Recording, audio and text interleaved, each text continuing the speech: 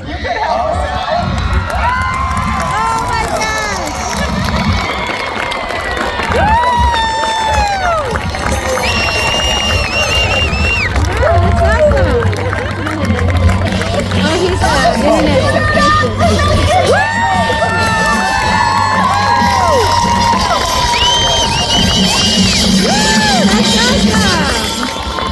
Papa, he's so damn funny. He's hilarious. Oh, that's so freaking awesome. There's a hurricane up here. I think I'm in Florida. How are you guys? So excited to be here with you guys, to be able to open up your year this year. If you don't know who I am, I put a video up 5 years ago about what principals do on snow days, of me being in the building by myself, playing in the gym with the hula hoops, sleeping in the library, in the pillows in the library. I call it the headlight zone, where all the headlights grows. And that video went viral, and I just continue to put up videos of what we deal with in education. And I've amassed a huge following, which has enabled me to be able to go all over the United States and speak. I say the world because I've been to Canada, so all over the world. I am so excited to be here with you guys today. I have 2 goals today. My first goal is for you.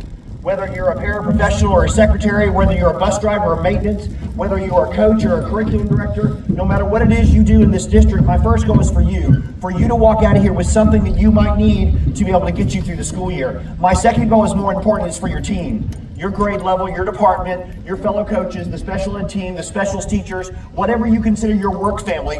My second goal is for you to walk out of here with something that you can use with your work family. Because I know, having done this for 5 years, I'm going to say something today that the maintenance staff needs to talk about, the coaches need to talk about, the English department needs to talk about. So my second goal is to give you something to talk about after today with the people that you were sitting with and your work family. The biggest question that I always get is, isn't it difficult going from place to place to place? I was at a nurses conference yesterday. I'm literally walking off the stage to drive to the airport to go to a principal's conference tomorrow. It is never difficult to speak to any group of educators, basically because of this video right here. On my way home from work today, I realized I have to ask myself a question that no educator wants to ask, but yet we are faced to ask on a regular basis. This question goes to show exactly what kind of life we live as educators, and it's this. Did I have chocolate today? Unfortunately, I'm very stressed because the answer is no. I did not have chocolate today. That's the life we live. That is everybody here. No matter what it is you do, no matter who it is you are, that's everybody. That's the football coach, that's the bus drivers. Everybody in this audience is going home going, what is that? Do I lick it? Do I smell it? What do I do with that? And so I can literally go to any group. I can go to a secretary's group and then a preschool group and talk to any group of educators. You know why? Because we're all going through the same thing. And I want to start by talking to people who just don't get it. People don't get educated. You want me to switch microphones? Is that this? Okay. Sorry. I do sound like I'm... Hello. Okay, that's better. All right.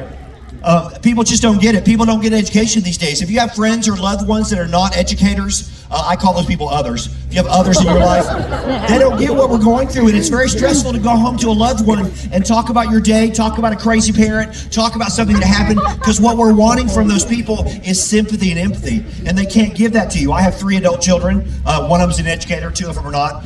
Guess who my favorite is?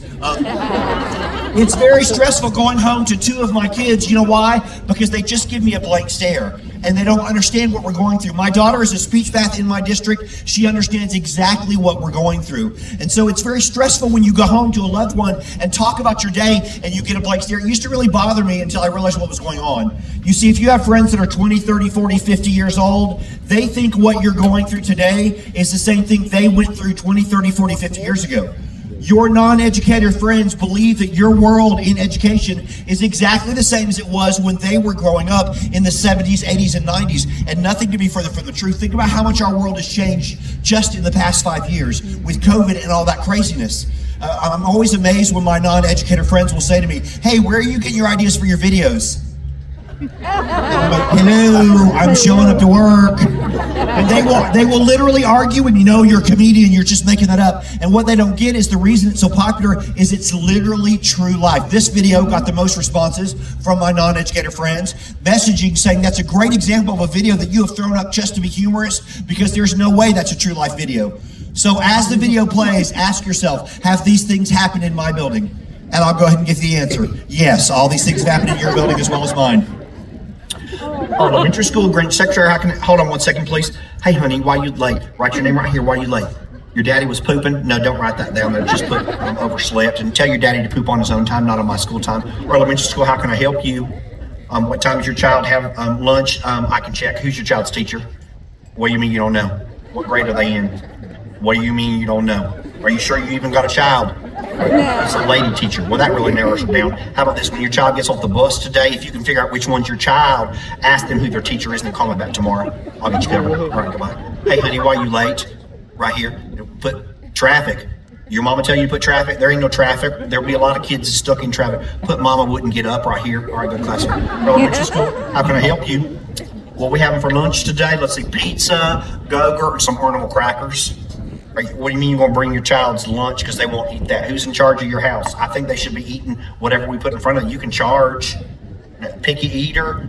Well, okay, if you have to, go ahead and bring that up there. I'll write a note to teacher. Miss Kane, Snowflake's mama is bringing her lunch. All right, I got you covered. I appreciate that. Okay. Hello, Miss Johnson, the secretary. I'm going to need you to take attendance. Yeah, every day. We do it every day. I'm not sure why you forget you got your clothes on today. Yeah, you got your clothes on. You can remember that. You should be able to remember attendance. Y'all going to need it right now. Okay. Elementary school, how can I help you? Yeah, okay. Whose mama is this? Stevens? Okay. You going on vacation early? You want to let his teacher know so she can gather work. Well, why are you going on vacation early? That school calendar's been set for about a year. Okay, you want to go see Grandma? Grandma's not going to be there 4 days early.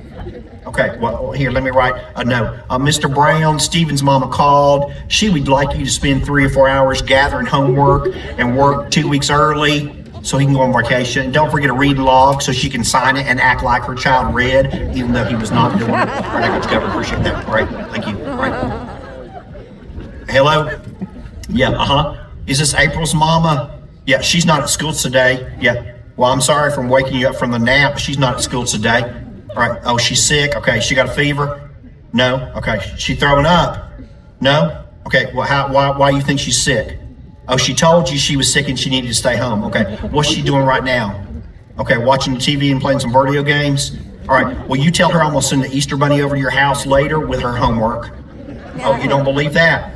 Okay. You just seem to be somebody that's believing a lot of things they shouldn't be believing. That's everybody in here. I guarantee you. Your secretaries have answered those exact same phone calls, and your friends that are not educators don't get that. And so that's my first challenge for you is you got to find someone that gets you. And I've already set the stage to say that we all understand each other. We've all gone home with chocolate ourselves. But let me tell you the person I'm talking about in your life. I love my staff. I have an amazing staff. My SRO officers, one of my best friends. I go to the movies with him all the time. My librarian is my gossip queen. She is literally already texting me this morning with some good gossip when I'm out of town. My daughter is a speech path. I love to hear about her day, but nobody understands the day-to-day stress I go through better than another elementary school principal. So do you know what I've done? I've developed professional relationships with other elementary school principals. Do you know why? Because they're going through exactly what I'm going through. And that's the person that I'm talking about in your life. And guess what? In this audience, a lot of you naturally have that because you're on a third grade team. You teach with an English department. You're a special ed teacher, and you've got somebody doing exactly what you do. And in education, most of this audience already has someone sitting around you that's doing your exact same job. And so first and foremost, if that's you, build those relationships. Build the relationship with your math team, with your 5th grade teachers, with your kindergarten teachers. Do you know why? Because those people are going through exactly what you're going through. But let me tell you what else there is in the audience. One PE teacher at the elementary schools. One school nurse, one assistant principal, one assistant superintendent, one technology person. And if you were in your building and you were the only person doing what you were doing, I challenge you. One of the best things you can do to get yourself through the school year is find someone going through what you're going through and build a relationship with that person. Nobody understands teaching 6 weeks worth of physics and having your whole class fail better than another physics teacher. And nobody understands coaching girls cheerleading better than a cheerleading coach. And let me tell you what, them mamas are crazy.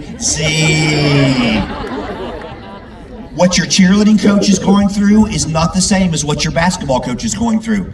And so my first challenge for you is, if you have not found someone in your life that's doing exactly what you're doing, because you're the only honors English teacher, you're the only physics teacher, you're the only assistant principal, I challenge you, get on the internet, find somebody. If you can't find somebody, message me. I'm in a huge district. I guarantee I can find someone doing your exact job, because nobody will get you through the school year better than someone doing your exact same position. And so that's what I'm going to do this morning. I'm going to use my videos to jumpstart some kind of topic, and hopefully you will walk out of here with one or two things that you can do differently for this school year, and one or two things you can talk about with your team. And I want to go ahead and continue talking about, go ahead, Roger. I have a couple, wait, oh, did I skip? Oh, no, go back. Sorry, you skipped it beforehand. Now you got to go with me, okay? I have a couple of no, go back.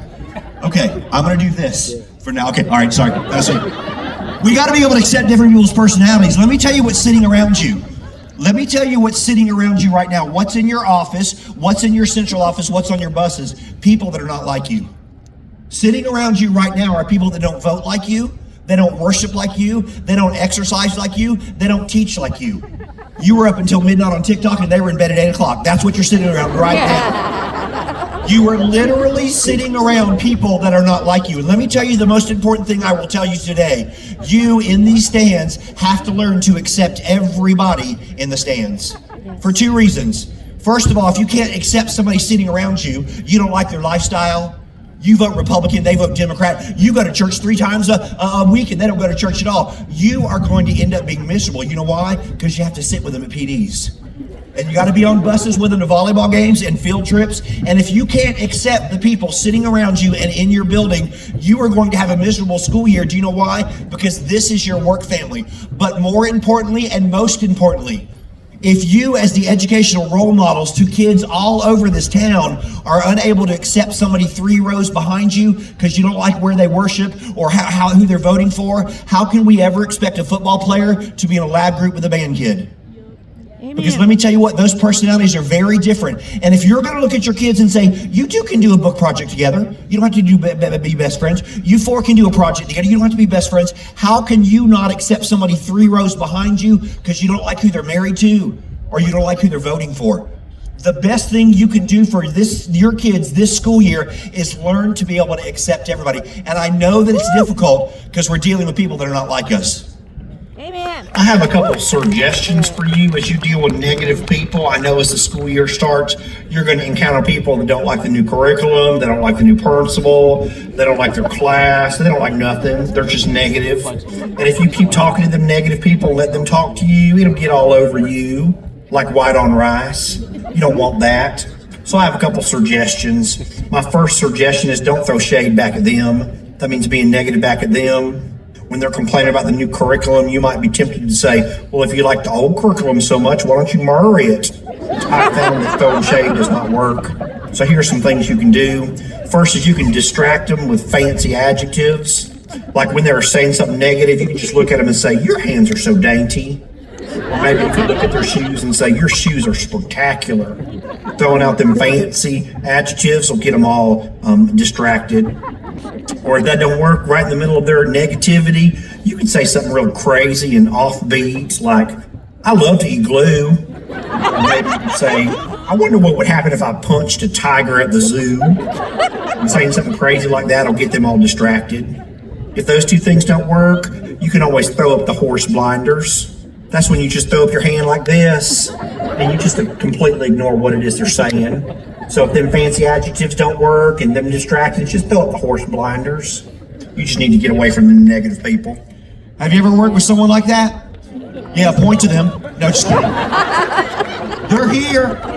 They're at every school. Every single school has that person. There are people sitting around you that are miserable in their life. They don't like their spouse. They don't like the principal. They don't like their kids. They don't like their job. And they tend to make you miserable too. Or even worse, someone that's happy all the time. Oh my gosh. I'm skipping by your room every morning. Good morning, sunshine. How are you? She want to slap the coffee out of her hand. Get away from me. I hate you. That's what you're dealing with. Sitting around you are people that are not like you. They don't vote like you. They don't watch what you watch on TV. They don't worship like you. They don't marry the same type of people you marry. And let me tell you what, you've got to learn to be able to accept everybody in the stand. Let me tell you why. Your kids are watching you. Your kids are watching you on a daily basis. Your kids are watching you the day after election day sit with a teacher when they know you didn't vote the same way. Your kids are watching you walk down the hallway on a Monday morning, listening to you talk to a teacher, talking about how great her worship service is, knowing that you don't go to church. And as your kids watch you, you have to learn to accept everyone. And I know that it's difficult because we're dealing with people that are like us. My PE teacher drives me crazy because she's all about health. And obviously, I'm not all about health. But that's not my stress with her. My stress with her, she thinks it's okay to teach scare tactics to elementary school kids. And she tries to scare our kids into being healthy and scare our kids into exercising by telling them all the terrible things that are going to happen to them if they don't eat right and if they don't exercise. She literally told a kindergarten class that if they keep eating sugar, they could lose their feet. Literally told the kids that. And when I called her in to scream and yell at her because I was getting phone calls all day long from kindergarten parents, she pulled a picture of her uncle up who lost a foot because of diabetes. I said, I'm not saying it's not true. I'm saying don't tell 5-year-olds that. That kind of teaching brings me into conversations I don't want to have with parents because I get phone calls all year round from parents screaming and yelling at me saying my child is refusing to eat ketchup on their french fries because your PE teacher keeps telling them if they're going to eat something with so many calories like french fries, they shouldn't add extra calories on the meal by using ketchup. And now I have elementary school kids calorie counting in my cafeteria. You know how stressful that is for me? I've tried everything to change her. I've written her up. I put her on a corrective actions plan. I sent her to 5 other schools to see the best 5 PE teachers in my district, and she came back exactly the same. About 4 years ago, we had a big goodie table day, big potluck, and I was sitting in there. I sit in there all day long on potluck day. And I was sitting in there at the end of the day, and she walked in and she picked up a cupcake and she kind of giggled to herself. And I said, "What are you laughing at?" She said, "Oh, I remember when I was a cheerleader in 11th grade. In 10th grade, I went to a birthday party with all my cheerleader friends, and I picked up a cupcake, and my mom slapped it out of my hand and said I didn't need it." And I said, "That's why you're crazy." She's a good friend of mine. I said, "That's why you're crazy." She said, "Oh, believe me, you don't have to tell me." She said, a year later, to the day, exactly a year later, at the same girl's birthday party in 11th grade with all my cheerleader friends and their football boyfriends, the pizza guy came in carrying 10 heavy pizzas, and I leaned in dramatically to smell them to make all my friends laugh, and my mom grabbed my pigtail and pulled my head back and announced that I had overeaten at lunch. I wasn't getting any pizza. She had brought salad for me that was in the car. And I realized standing there as the principal and as a human being that I had dealt with this situation all wrong because I had spent 3 years trying to change her, and what I needed to do was change me. Let me tell you what's sitting around you. People that are not like you.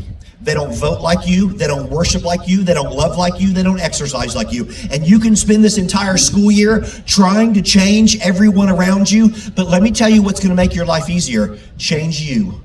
Amen. Change you and the way you deal with someone whose lifestyle you don't understand or whose worship you don't like. And here's how simple it is. All you have to do is stop focusing on the differences of the people sitting in this stadium and start focusing in on what you all have in common. Did you know that everybody here right now has one thing in common? The custodians, the maintenance, the coaches, the paras, the teachers, the administration, everyone sitting here today has decided to give up 6, 7, and 8 hours a day to make somebody else's child successful.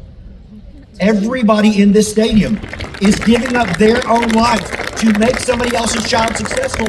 And every one of you has chosen that. You have chosen to give your life up, but you're only focusing on where they go to church and who they're going to vote for in November. I realize that sitting around you are people that are not like you, but let me remind you of what's sitting around you.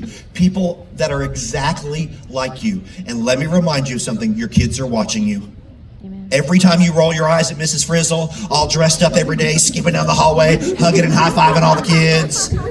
Every time you roll your eyes at that teacher in front of your kids, you're telling your cheerleaders it's okay to be disrespectful to the girls that like to read books in the library. And let me remind you of something. When that bell rings and those kids walk in the building, they are watching you every single day. Let me ask you this. When you have a child that's special in your class for one reason or another, they've got some quirks. They've got some struggles with the way they communicate, the way they learn. What do you expect out of your kids? You expect all of your kids to accept that child and love them just like you do, but yet you don't want to be able to be friends with someone 3 rows behind you because you don't like who they're married to or where they go to church. We have to realize that our kids are watching us, and the number one thing we can do this school year is show them that we have the ability and the capacity to love and accept everybody. Go ahead. And we got to be able to, we got to understand the importance of getting on the same page. This is hugely important. If you ever work with a group that's not on the same page, it's miserable. Football coaches can't decide who to play. 3rd grade's arguing with 4th grade. English department's not getting along with the math department. When you are not on the same page with the people sitting around you in your t-shirts, in your building, it is a miserable school year. You have to be on the same page. This video topic is the most important topic for you to be on the same page with, because if you're not on the same page in your building with this topic, it is a miserable school year. I'd like to talk about something very important at all schools across the nation and probably the world, and that is staff bathroom etiquette. Some of us need a lesson. First, number 1 is there is a lock on the door for a reason. Make sure you click the bathroom lock. If you don't hear click, it's not locked. It is very traumatizing to walk in on a staff member in the bathroom. Next, when the toilet paper is gone, call the custodian. Don't just leave and not tell anyone, because the next person that comes in doesn't realize there's no toilet paper and it causes some stress.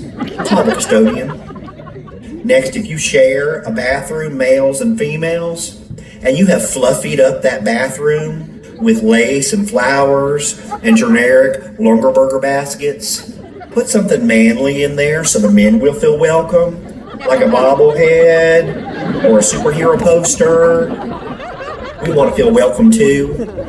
If you happen to have bathrooms, one's for men's and one's for women's, don't yell at the men when there is a line at the women's bathroom. That is not our fault. And stop trying to sneak into the men's bathroom. If we snuck into the ladies' bathroom, you would say gross. So stop sneaking into the men's bathroom. Gross. Most important, air freshener. Don't make the air fresher.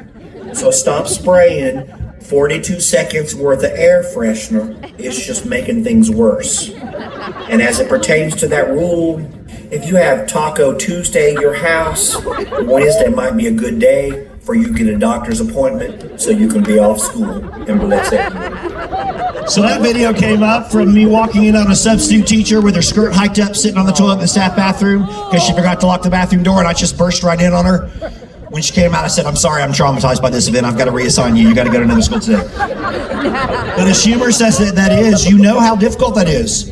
When kindergarten team's not getting along, when the 5th grade team's arguing with the 4th grade team, when the English department's arguing with the math teachers, it is a miserable school year. And you have to be able to get on the same page in order for your district, your school, your grade level, your department, your coaches to be able to be successful with their kids this year. And it's a lot easier than we think it is. We've got probably looks like 2,000 people in the stands here. Like, by the way, is this artificial turf? Y'all are bougie. I love that. We've got like 1,500 people in the stands here. Let me show you how easy it is for all of us to get on the same page. We've got preschool teachers in the room. We've got high school teachers. We've got first-year teachers. We've got 30-year veteran educators in the building. Let me show you how easy it is to get everybody on the same page. So we're going to click through this one at a time. So click one time. One more. One more.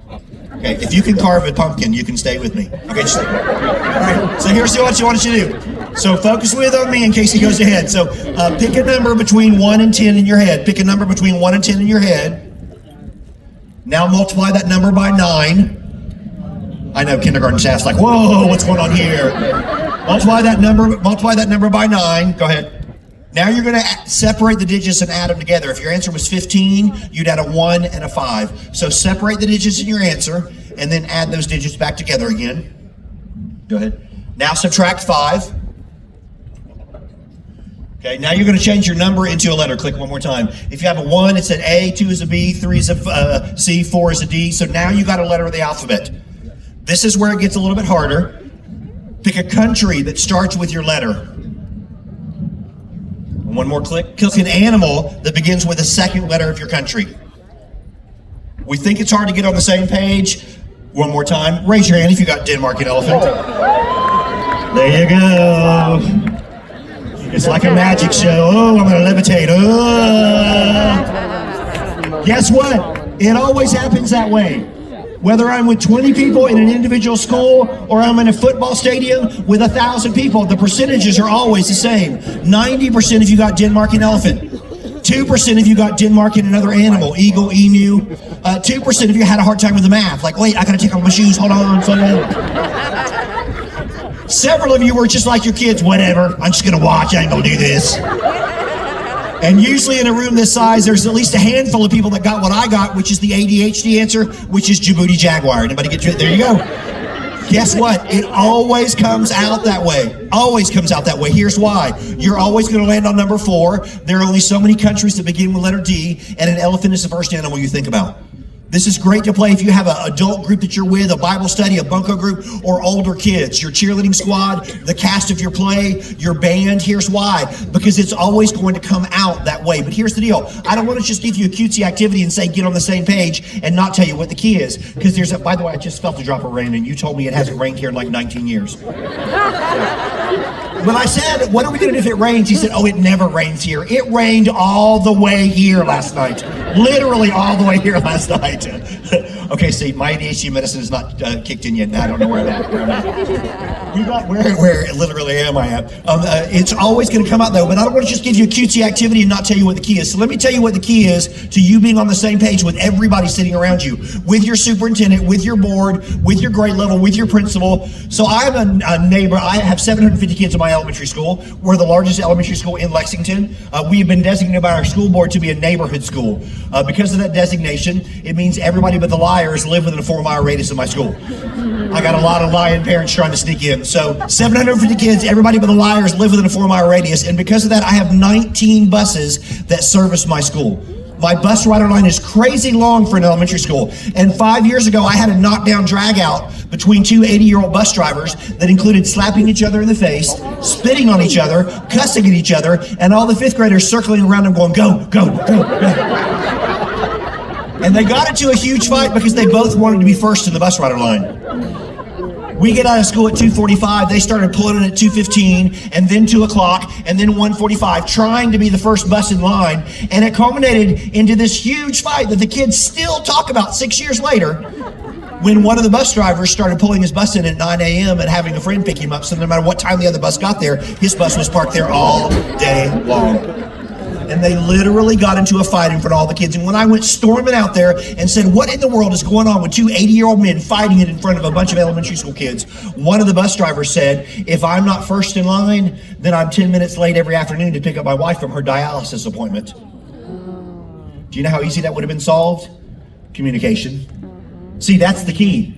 The key to you being on the same page with everybody in your shirt, everybody in your district, your superintendent, your board, is simply communicating. Now, what we have decided, especially in the United States, is being on the same page means I get my way and I like the decisions that are being made.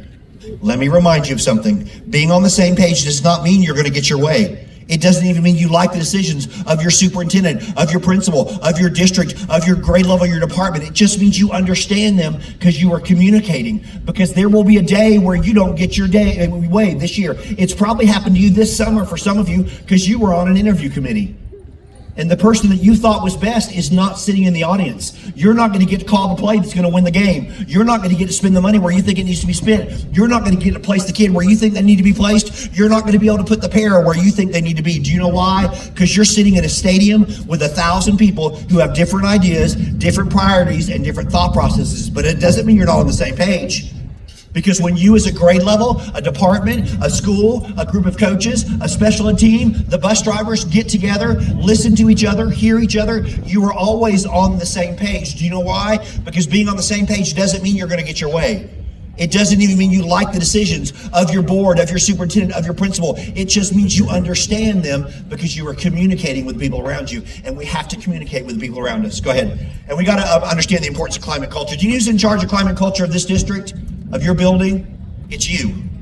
It's not your superintendent, it's not your principal, it's not your PTA, it's you. And if you are in a negative situation, grade levels aren't getting along, coaches can't decide what to do, you can change that climate and culture. And if you're in a great situation, you've got the best principal ever, you don't want to lose your parent to another school, you can add to the climate and culture where you work. If you're waiting for your principal or the PTA to do something fun, you could be waiting forever. You are the one that needs to step up and change climate and culture in your building. As we get close to Halloween's, I have something you can do that will bless your colleagues at school or at work. Go out and get yourself a purple prize pumpkin from Walmart's. They're only $1, and I'll fill it with tasty treats. And the teachers can reach in and pull out a tasty treat and be like, "What is that?" "Oh, well, I got a payday. I got all sorts of fun things in here. Here's a chicken leg, chicken sticks. I got some M&Ms in here. Those are delicious. This is a great tasty treat. It's junior biscuits. They're extra blessing because when you hit them, they go, so that's fun. Here's an Almond Joy. That's always delicious. I got me a Speedsway hot dog, and I have rubber banded some condiments to it, some ketchup and mustard. That'll be a real big blessing to your staff and your friends. For some Tic Tacs. This is my favorite. It's some boiled eggs already ready. Look what I did. I take some Miracle Whip and some pickle relish right there. And teachers will be able to make deviled eggs right there in their classroom. What a blessing is that? So go out and get yourself a purple prize pumpkin from Walmart. You'll bring blessings here at the Halloween seasons. People ask me all the time what it's like to work in my school. That. Because that's climate and culture. What you do for your secretaries during Secretaries Week, what you do for your football coaches on this first game that they're getting ready to play, what you do for your colleagues when they're having a baby or getting married, that's climate culture. Do you know who's in charge of that? You are. We do Purple Prize Pumpkin in October. Everybody knows on any given day, a fifth grader's going to knock on every door and say, "It's Purple Prize Pumpkin Day, take something out of the pumpkin." It's candy, it's not chicken legs. Wouldn't it be great if it was chicken leg? How great would that be? We do it every season. Christmas stocking full of candy at Christmas, an Easter basket at Easter, right before spring break when you're all sick of each other. A fifth grader knocks on every door with a big beach bucket, says, "You're almost there, take a piece of candy." We give out ice cream sandwiches on the first day of spring on the recess field to all the teachers to mark and celebrate the first day of spring. They're disgusting, no one likes them, but they've got them, and the kids don't have them, and that's all it takes to make a good day. Do you know who's in charge of that? You are. And if you're waiting for your principal, your social committee, your counselor to do something fun, you could be waiting forever. You are in charge of the climate and culture of where you work. So let me give you a great idea. I email everybody at the beginning of the school year. I would encourage you to email whatever you consider your work family. The tech people, your grade level, your department, your fellow coaches, your bus drivers, your secretaries, whatever you consider your work family. I email everybody and I say, email me back. Let me know what your favorite sweet food is, what your favorite salty food is, and what your favorite drink that you're allowed to drink at school is. You got to preface it with that. Everybody just says White Claw, Pinot Grigio. We know that information. Your grade level, your department, your friends email you back their favorite sweet food, their favorite salty food, and their favorite work drink that they're allowed to drink at school. I put that in a Word document. I arrange it alphabetically, and I put it up on my computer as an icon on my desktop. And do you know what I'm sitting on? Climate and culture. Because I now know what's going to make anybody's day in the room a little bit better. And let me tell you how it works. When Miss Smith has a really nasty phone call on planning, from some mama screaming and yelling at her about the way she's coaching that volleyball team, and she's crying in her room waiting for her kids to come back from PE, trying to get herself together, and I find out about it. An hour later, she's got a sweet tea from McDonald's and pretzels on her desk because all I had to do was look on my computer to see what she likes. Let me tell you how it works for you. When you find out what the people in your shirts like, what your bus driver likes, what your secretary's like, and you walk across the hallway and say, "Hey, I heard that kid cuss at you and slam the door. I am really sorry you're having a bad day. I know this doesn't make up for it, but here's a zebra cake." You know what your colleague says? You as my colleague understood that I was having a bad day. You as my colleague want me to have a better day, and you as my colleague know me well enough to know the zebra cake's my favorite, and you had it in your desk for when I needed it. Do you know how simple that is? And I'm very blessed to be able to do this in my life right now. I know it can get a little bit expensive, but you can do it too. Do it when you think you have money on payday. Don't you think you have money on payday? Wow, look how much money we have in the bank. 5 days later, you eat macaroni and cheese with no milk like you were in the college dorm again. If you stopped at 7-Eleven or Shell or Wawa or Casey's or whatever you pass on the way to work and bought somebody in this stands their favorite candy bar, their favorite soda, only on the days you got paid, you would be blessing 10 or 20 people a year, depending on how often you get a paycheck, and you wouldn't even miss it because it'd be on that day you had all that money. And guess what? Doesn't even have to be you. If I gave everybody in here a Post-it note and said, hey, write down the name of 5 parents that would do anything for you, every single one of you that have been a teacher for at least 1 year, everybody in the stands knows 5 parents that would do anything for you. And if you email those parents and you said, hey, I know you've moved on, I know your kid's not in my class or in our building anymore, but is there any way you could find a way to give me these 5 candy bars? Because these are candy bars that my colleagues love, and I would love to have them on my desk for whenever we have a celebration or a bad day. In 2 weeks, you've got 25 candy bars, and it didn't cost you a dime. And guess what you just did? You just blessed a parent, because you allowed a parent to bless you for less than $5. And this is the first time I've been to this area. I absolutely loved it. Let me tell you what I saw on the way here this morning and driving in. 75 churches everywhere. They're probably right here. I could probably throw a softball and hit 6 churches right here. They are all over the place. And if you walked in that church building on a Sunday and you said to the pastor, you said to the secretary, you said to anybody walking in that building, hey, I'm a teacher 3 miles down the road. Here's a list of 50 candy bars that the teachers at my school love. Is there anybody in this church building that would be willing to buy these so we can have them for celebrations or bad days? In 2 weeks, you've got 50 candy bars, and it didn't cost you a dime. Because let me tell you what every church that I passed on the way here has. A little old lady Sunday school class waiting to bless you. They want to bake you cookies. They want to buy you things. You've just not asked them yet. The climate and culture is up to you. And if you're hoping the principal's going to do something fun, the counselor's going to do something, the PTA is going to do something great for Teacher Appreciation Week, you could be waiting forever. You can change the climate and culture in your building. And if you're waiting for someone else to change it, you could be waiting forever. Step up and get involved in the climate and culture of where you work. Go ahead. And we got to be a participant, not a bystander. Let me remind you of what kills climate culture in your building. When everybody is in pink for Breast Cancer Awareness Day, except for you. When everybody is dancing in the pep rally for the football game, except for you. When everybody is doing 100th day of school activities, except for you. Let me remind you of who sees it when you are a bystander rather than a participant. Your colleagues, your parents, and your students. And your students, no matter how old they are bold enough to walk right up to you and say, why is everybody in the building in an autism awareness shirt except for you? And you've got to explain to your kids why it is that you're being a bystander when everybody else is being a participant. You've got to make sure that you're stepping up and being a participant. Today was the 100th day of school. As is tradition, I wore 100th day of school clothing. I've got a sweatshirt that a friend of mine made. It's got 100 bugs all over it. And it says down here, don't bug the principal. Isn't that great? I wore that all day today. At lunchroom with the kindergartners, one of the kindergartners said to me, what is it that bugs a principal? And I said, can you stick that straw in that Capri Sun bag without it squirting all over you? He said, no. I said, that bugs me. I said, you know, in the morning when the car ride line ain't moving fast enough, your mama beeps the horn like it's going to make everybody move. He said, yeah. I said, that bugs me. I said, I got 5 jelly beans. 3 are in this hand. How many are in this one? He said, I don't know. I said, that bugs me. Don't bug the principal. Happy 100th day of school. Let me remind you again of what kills climate culture in your building. When everybody sitting around you is in pink for Breast Cancer Awareness Day, except for you. And I have this, no matter how fun I try to make things. And I want things to be fun because I want you to participate. My favorite day of the school year is Alphabet Day. On Alphabet Day, the kindergarten classes get together. They random assign everybody in the building on a Monday a letter of the alphabet. SRO, custodians, secretaries, everybody gets a letter of the alphabet. You have 5 days to come up with a costume, and on Friday, you come dressed as your letter of the alphabet. We have a big, huge parade in the gym. The teachers come out from behind a curtain. The kids scream and yell. The PTA gives 5 tickets to all the kids. The kids give their 5 tickets to their favorite costumes. At the end of the day, the staff count up their tickets, and the PTA gives a $100 gift card to the top 5 winners to Target. Literally one of my favorite days because my teachers are uber competitive, and it looks like Sesame Street on Broadway. You know what I always have? A bystander.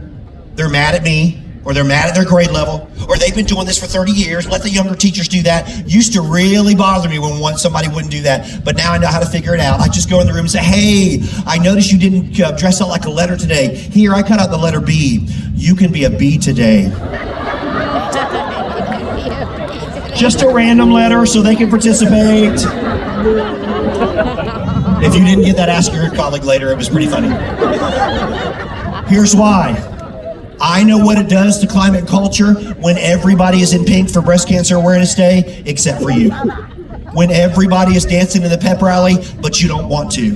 And when you become a bystander and everyone else in your building is being a participant, it causes climate and culture problems. And let me tell you two very important things about being participation. First and foremost, never allow finances to be a reason someone doesn't participate. Did you know there are people in the stands living paycheck to paycheck? Oh, yeah. Did you know half the stand is living paycheck to paycheck? And someone can't afford your $10 breast cancer awareness shirt. So when you do a breast cancer awareness shirt, you say to everybody, hey, the new shirts are $10. We're asking everybody to chip in $2 and pay $12 if you've got it. And we're going to use the extra $2 and we're going to buy 10 shirts and give them to the counselor. And if you need a shirt but you can't afford it, please see the counselor. She will keep that to herself because we want you to participate, but we would never want to be a financial burden on you. Or you find 10 parents that would buy a shirt, or you ask your local church to buy 10 shirts. You know why? Because somebody has to decide between your breast cancer awareness shirt and feeding their family. And when you do something in your building that costs money, make sure that you don't make that a burden for anybody in your building. And then lastly on this, when this is your whole community and you're all feeding into one high school, let me remind you of something very important. Your reputation in education in this town is built when you attend something a parent is not expecting you to be at. When you go to something as an educator, and I mean bus drivers, custodians, secretaries, maintenance, you're all educators. When you attend something that a parent is not expecting you to be at, that's when your reputation grows, because that's who they talk about at church. Who do you think is expected to go to the 5th grade science fair? 5th grade teachers. Who do you think's not expected to be there? Kindergarten teachers, superintendent, secretaries, and the bus drivers. Who do you think they talk about at church? They don't go to church and say, I am so glad the 5th grade team came to the 5th grade science fair with all the 5th grade kids they've been working with all year round. They say, I can't believe the kindergarten teacher came to the science fair. I can't believe my child's bus driver was at the science fair. And let me tell you what, when you attend something that a parent is not expecting you to be at, they talk about you all over the community. And when you, as an elementary school or middle school teacher, are sitting in those stands on this first football game, guess who's catching that football? One of your kids from 6 years ago. Guess who's going to get a crown on her head at homecoming? That little girl that used to boss you around in kindergarten, try to run your classroom.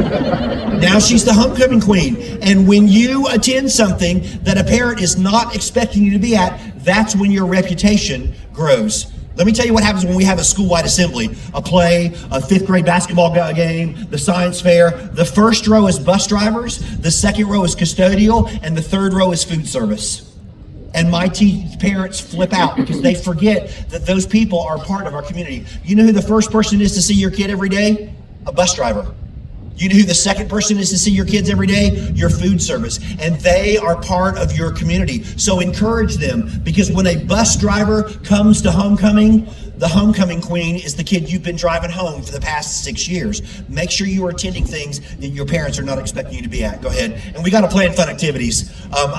Let me tell you, I have 3 adult kids, and I don't like any of them. They all get on my nerves. They all move wherever they want to move. They marry whoever they want to marry. I'm sick of all 3 of my adult kids. But let me tell you my favorite thing about my adult kids. My favorite thing about my adult kids is they've all 3 brought in another family member to my family. I no longer have 3 kids, I have 6. And I absolutely love that. And guess who I'm not sick of? The new ones. They're great.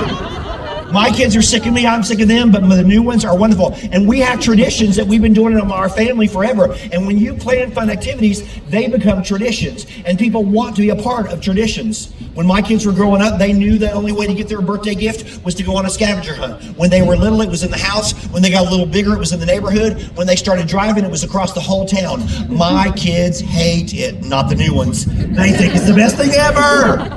My daughter-in-law literally texted me last week, are you planning my scavenger hunt? Absolutely.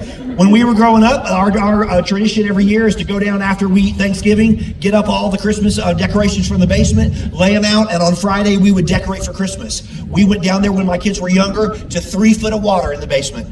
It had been there for 3 weeks. Everything was moldy. We had to throw everything out. We had nothing. That year we didn't even have Christmas stockings because I couldn't afford to replace our Christmas stockings. So I took $10 and I went to Michael's and I bought some felt off the clearance rack and I made everybody in my family a homemade stocking from felt from Michael's. Do you know what I got to make for my son-in-law this past year? felt stocking so that he would have one that matched our families. And when you go to dinner before the football game with the coaches, when you have a Bible study or a book club, when you go to dinner for people once a month for their birthdays, you are planning fun activities that people want to be a part of. You're going to click twice because this first video is going to click one more. There you go. It is Secret Santa time, and I'm very excited because I love having a Secret Santa pal to be able to give gifts to. And I know my Secret Santa pal real well, so I've gotten some gifts for her that she's going to really appreciate. It's going to make her life easier. Maybe you can use the same kind of suggestions. My Secret Santa pal is always complaining that she didn't have time to go to the bathroom at work. So I got her some Depends. Gift for her. She's constantly getting in trouble for being late to works. So I brought her a jar of dry shampoo so she could just like shampoos her hair on the way to work. When she's going to be late to work, she's going to love that too. And then she's complaining a lot about not being able to have time to be able to eat lunch. So I made her a little necklace. It's a nibble necklace. It's delicious. It's got some powdered donuts here, and I made some bologna stars. So she can just put this on, and she can live it through the day. It's pretty easy. You just get a cookie cutter, and you just cut out some bologna and stick it on there, make some bologna stars, and get some of these little donuts. You can do chocolate. You got a chocolate lover Secret Santa pal. So I think she's going to love this little nibble necklace. I love Secret Santa. So we do Secret Santa at my school. We've been doing it for about 9 years. When I first started, I started to a school that was doing an ornament exchange, and they had been doing this big, huge party. The last day before Christmas is a half day. Everybody would bring in a potluck. Everybody would bring in a wrapped ornament. You put numbers on it, and you took a gift home, ornament home from under the tree from one of your colleagues. And everybody loved it. It was a big, huge deal. 2 years into being the principal there, I hired a new assistant principal. He was very young. He was very forgetful. And so I called him the night before, and I said, look, this is a big deal, and I know that you've already forgotten to get an ornament, and it's getting ready to get dark, and the stores are going to close. You need to get out and get an ornament because this is a big climate culture thing because everybody loves this day and you need to participate as an administration. He said, okay, I will. So the next day we were in the ornament exchange and whoever got his ornament opened it up and it was an ornament from his Christmas tree and it had his wedding date engraved on the back of the ornament. So I called his wife and I said, I want to let you know. She didn't even listen to me. He just pulled something off your tree. She said, you know what? I'm looking at the tree right now. I know exactly what ornament he took. I've never liked that ornament. You just tell him to keep it. I left that school 11 years ago, and every year I get a picture of who gets it because they put it back in as a white elephant gift. And nobody wants it because you got to be in charge of it. So the next year I called him. Tomorrow's the ornament exchange. He said, I know. I learned my lesson. He said, I got something at Black Friday when everything was on sale. I said, great. So the next day when he came in, I said, bring me your ornament. I want to see what it is. I didn't want to see what it was. I wanted to see how I'd wrapped it. So he showed me the ornament. I don't remember what it was. And then he went in and put it on the library table, which is where we do the ornament exchange. And when no one was in there, I snuck in there and got the package. And I took it to Family Resource. And I took the ornament out and I replaced it with a pink bra and I rewrapped it. And put it back on the table. Don't do this, by the way. But it was hilarious. So we're in the ornament exchange. I can remember like it was yesterday. It was number 15. I'm like, come on, hurry, get to number 15.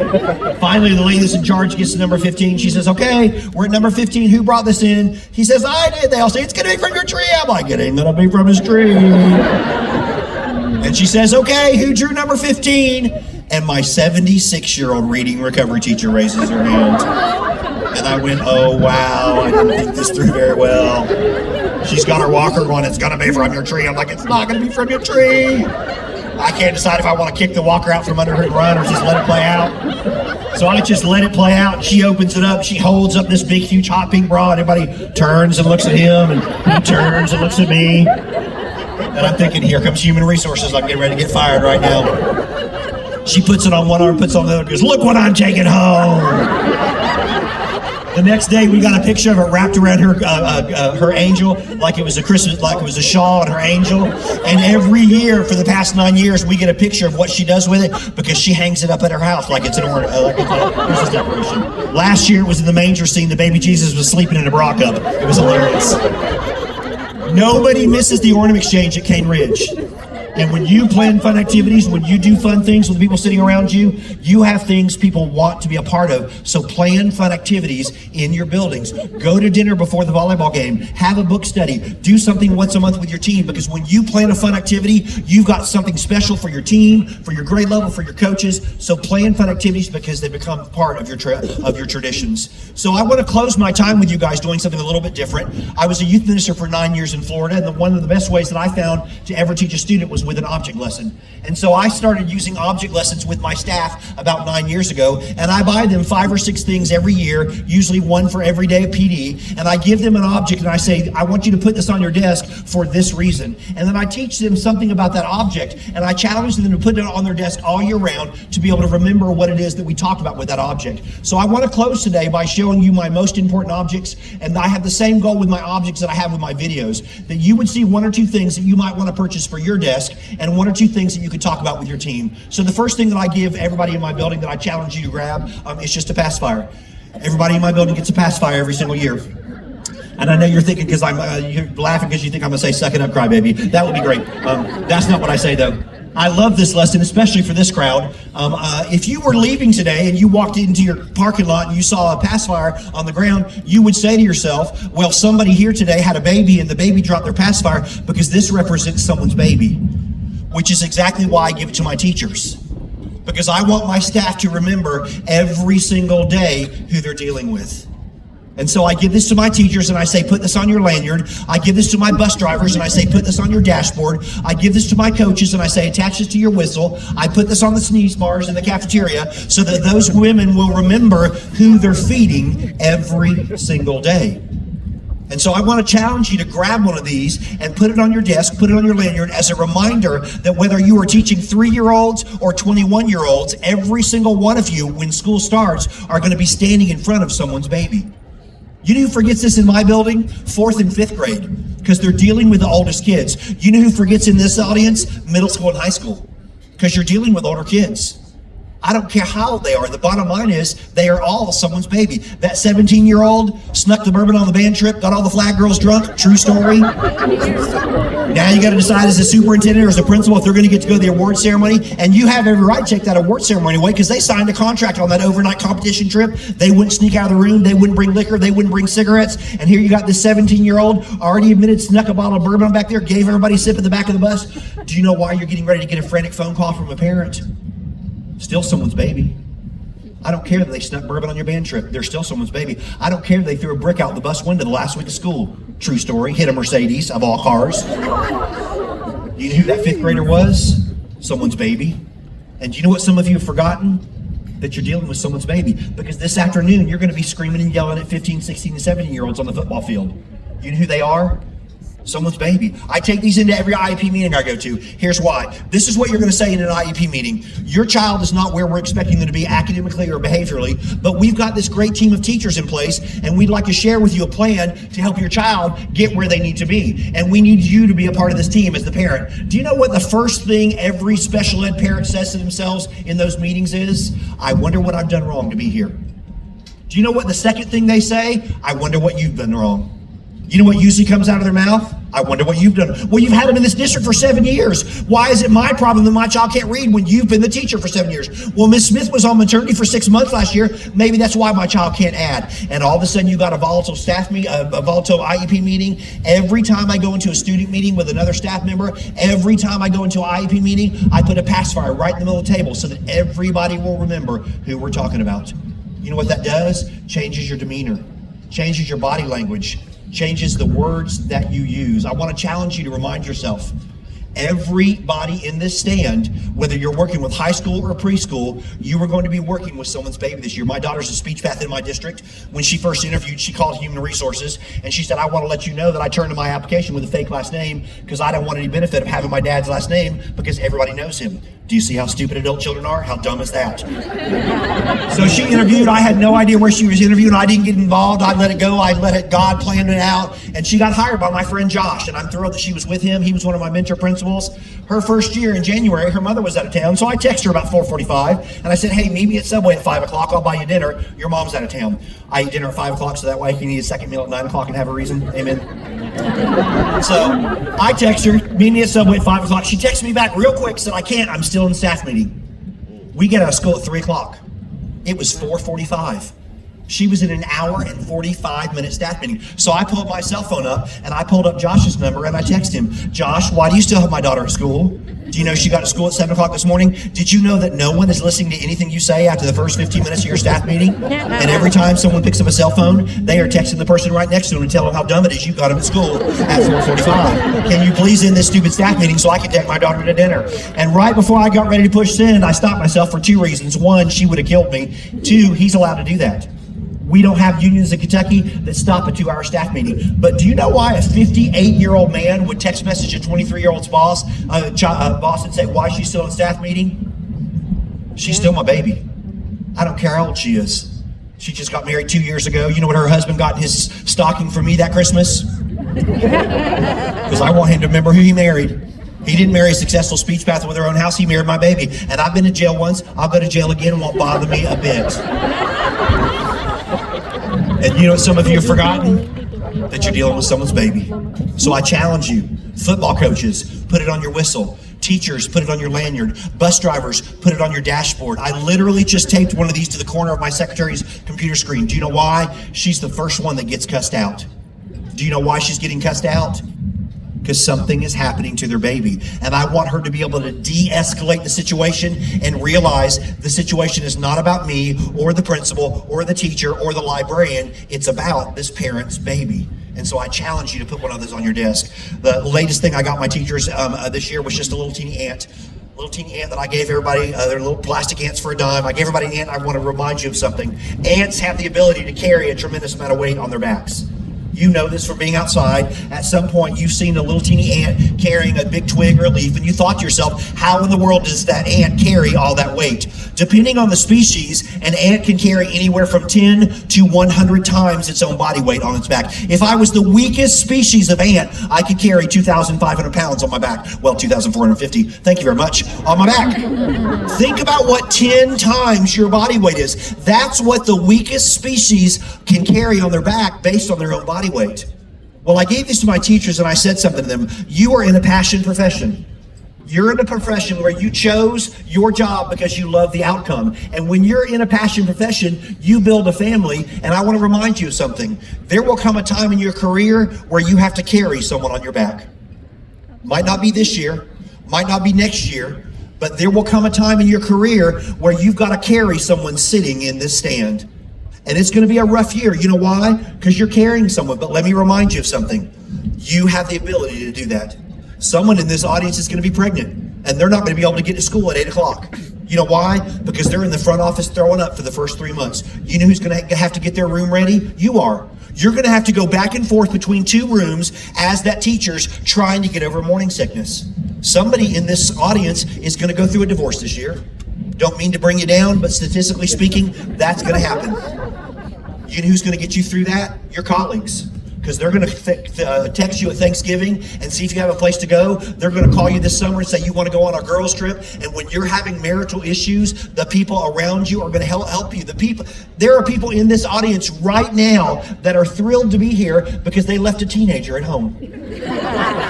And their summer has been miserable from the time that child gets up at 1 p.m. in the afternoon until they go to bed at 1 a.m. Your life has been miserable. And you are still arguing with them about buying school supplies and clothes. And you know who gets you through that? The people in your audience. Because when you don't like your daughter's boyfriend, when your son doesn't have a date to homecoming and everyone else does, when your child gets pulled over by the cops and you're stressed out, do you know who you're going to call? Someone sitting in the audience around you. This came from my building. We had a medical emergency. When you have a medical emergency, you're going to have to step up. I got a call from a 5th grader. Come down here real quick. Went running out of the classroom thinking they were going to sing happy birthday to me. They did not.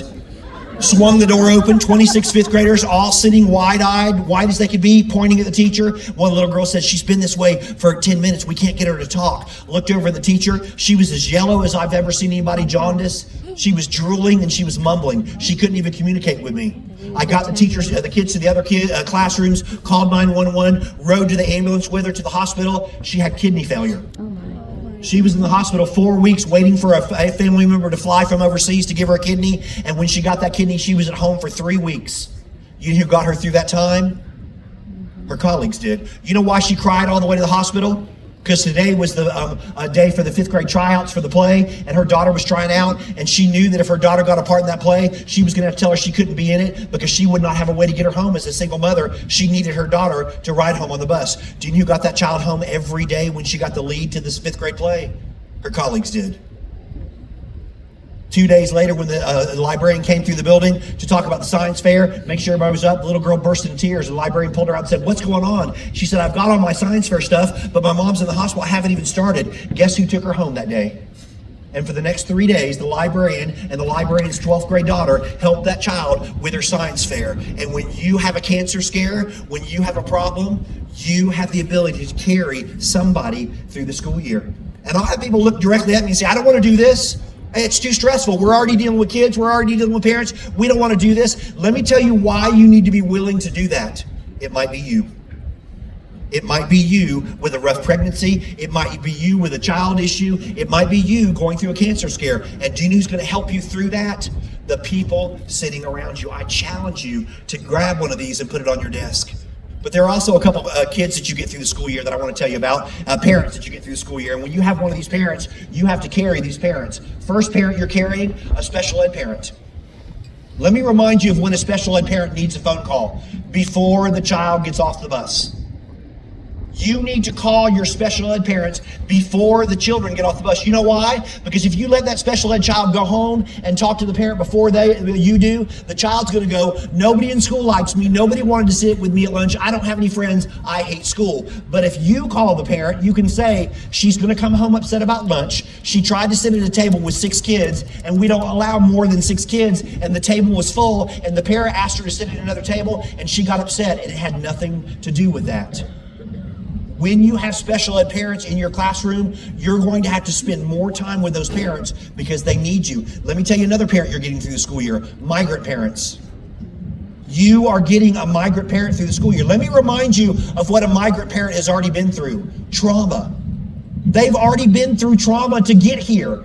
And they can't read your newsletters. They can't fill out your forms. They can't read the signs. They can't communicate with the secretary. And do you know who's getting them through the school year? You are. By translating for them, finding someone that speaks the language. Let me tell you another parent you're getting through the school year. Grandparents. Love my grandbaby. Love her to death. I don't want to raise her in any way, shape, or form. I want to play with her for 3 hours, give her some Red Bull, and run out the door. You know what you have right now at 9 o'clock in the morning? 70-year-old women arguing with teenagers to get out of bed. Because when she was growing up, she was out of bed at 7 o'clock helping with the chores. And now she's got 3 grandchildren that she's been arguing with all summer long. Let me remind you what your grandparents know. Nothing. They can't get on Infinite Campus. They don't know how to check their email. They don't know when open house is. They don't know about fees. They don't know about dress codes. And when you have a grandparent in your building, when they don't show up to parent-teacher conferences, you make a phone call because they didn't mean to skip that. They didn't know there was a parent-teacher conference. And when you have a grandparent, you're going to have to step up and check them. And let me tell you the last parent you're getting through the school year that you don't even think about, but you need to think about. LGBT parents. You are getting LGBT parents through the school year, and that was me. My child decided he was going to come out in 8th grade on December 18th. Do you know what my life was like? Trauma. Do you know why? Because as a parent, I had to voluntarily give you my child every single day, knowing that my child was walking through your halls with a kid that was looking to push him from behind. You want to know trauma in your life? Think about your LGBT parents. I'm convinced that other than a medical issue, there is nothing more traumatic a parent can go through than having an LGBT child. Do you know why? Because they have to trust you every single day. Do you know what I did starting on December 20th? Every hour on the hour, 8th grade, 9th, 10th, 11th, and 12th grade, I prayed every hour on the hour for my child. Do you know why? Because he was walking through your hallways and the bell was ringing. And I knew that my child was walking through your school with someone that was looking to push him from behind. Do you know who got me through that? 7 of you guys did. 7 of you guys that stepped up. The paraprofessional that called me the next day and said, hey, I heard about Joni. I want to let you know that I'm the cafeteria monitor and he's in there with me and I'll be watching him during the cafeteria because I know that's stressing you out. 2 teachers that met with me over Christmas and said, let me tell you what, we've realized that we're not monitoring the hallways very big because we're trying to get everything ready, but we are committed to standing in the hallways every time the bell rings because we know that you are nervous about him walking through the hallway. The volleyball coach that called me over the break and said, hey, I know you're not going to the volleyball tournament because you're out of town, but I know Joni's going. Here is my cell phone. Please give it to Joni and tell him to call me if he needs me. And I would not have gotten through the most traumatic time in my life had it not been for you as an educator that recognized as an LGBT parent, I was going through trauma every single day, putting that child on the bus or watching him drive out of my driveway because every day he was in a traumatic situation with a kid that was looking to push him. And you know who got me through that? You did. Because you stepped up and you understood the trauma that I was going through as a parent. I want to remind you of something. You have the ability to carry a parent with a special needs child, with a grandparent, with an LGBT, with a migrant parent. You have the ability to step up and give that parent more love, more care, more time than you give a regular education child. And let me remind you of something else. Sometime in your career, someone around you is going to go through something. You're going to have a cancer scare. You're going to have a rough pregnancy. You're going to have marital issues within your building. And do you know what you're going to have to do? You're going to have to carry somebody. Let me remind you of something. You have the ability to carry a colleague when they are going through something stressful. And let me tell you the best thing about your job. When it's you, you've got a colony sitting around you. You've got a colony sitting in your t-shirts, ready to carry you through a cancer scare, ready to carry you through a rough pregnancy, ready to get you through your child that's not going to college when that's what you expect out of them. You've got colleagues that can talk you down from that and work you through that. You have the ability to carry someone on your back, and I know it's going to be a rough school year, but let me remind you of something. You've got a colony that when you go through those things, you have someone that will step up and carry you also. So I started today by saying I had 2 goals. My first goal was for you.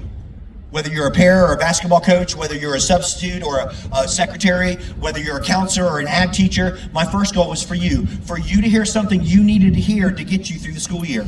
Do you need to accept somebody's personality?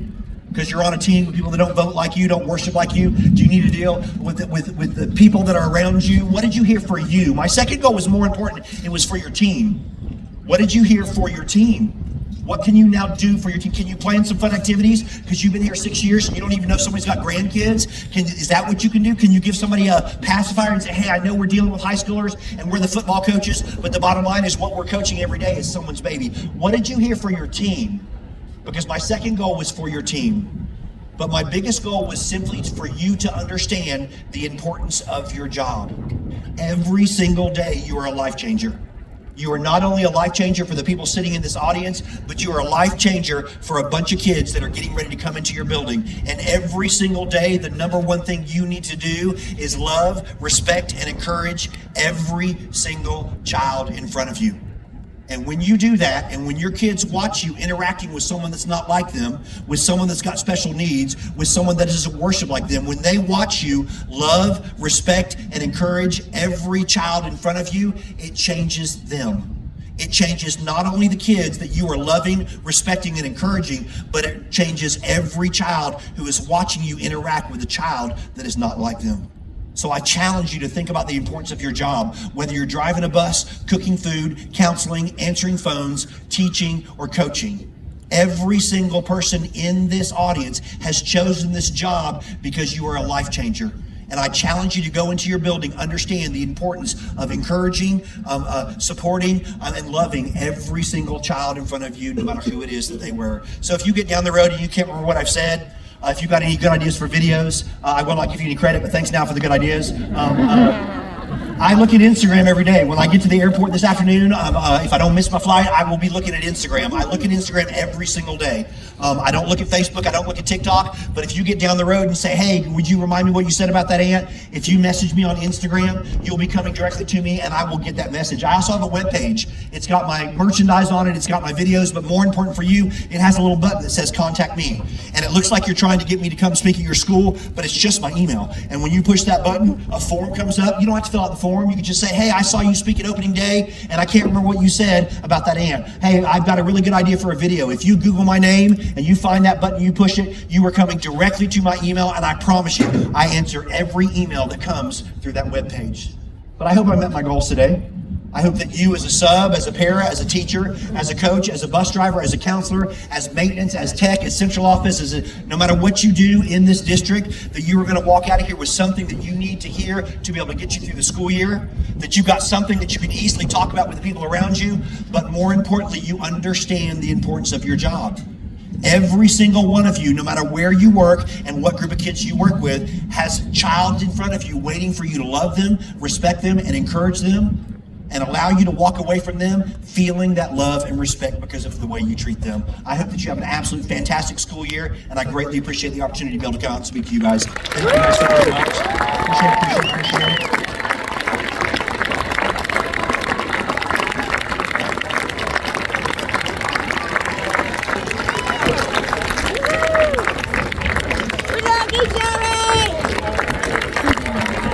Thank you.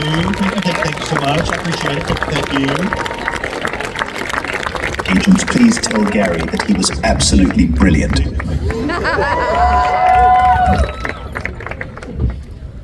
Okay, I know you're all sitting down, but one more huge round of applause.